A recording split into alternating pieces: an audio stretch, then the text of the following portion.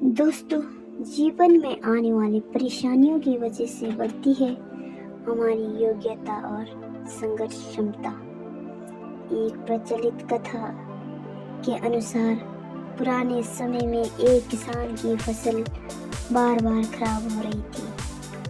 कभी तेज बारिश की वजह से, कभी तेज धूप की वजह से, कभी ठंड की वजह से उसकी फसल पनप नहीं पा रही थी।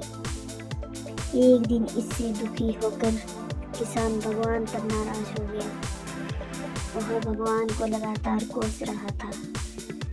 तभी वहाँ भगवान प्रकट हुए।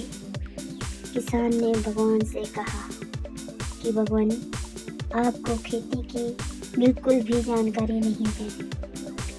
आप गलत समय पर बारिश कर देते हो, कभी भी तेज धूप और ठंड बढ़ा देते हो। इससे हर बार मेरी फसल खराब हो जाती है। आप मेरी अगली फसल तक मेरे अनुसार मौसम कर दीजिए।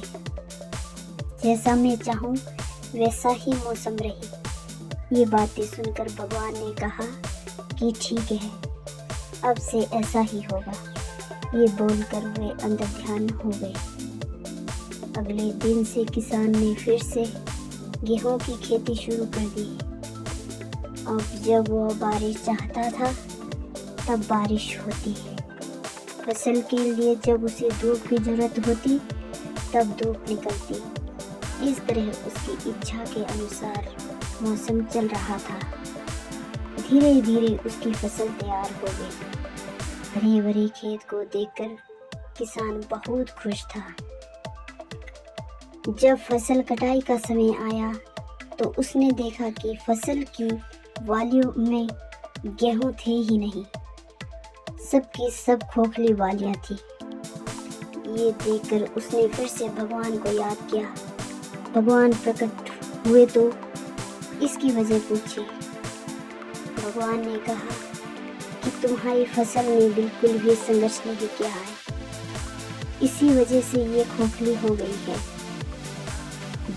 जब फसलें तेज बारिश में, तेज हवा में खुद को बचाए रखने का संघर्ष करती है, तेज धूप से लड़ती है, तभी उसमें दाने बनने की प्रक्रिया शुरू होती है। जिस तरह सोने को चमकने के लिए आग में तपना पड़ता है, ठीक उसी तरह फसलों के लिए भी संघर्ष जरूरी होता है। ये बात किसान को समझ आ गई और उसने अपनी भूल का एहसास हो गया। इस कथा की सीख यह है कि जब तक हमारे जीवन में बाधाएं नहीं आती है, तब तक हमारी प्रतिभा में निखार नहीं आता है। बाधाएं ही हमें साहसी बनाती है। परेशानियों की वजह से ही हमारा सही विकास होता है। धन्यवाद।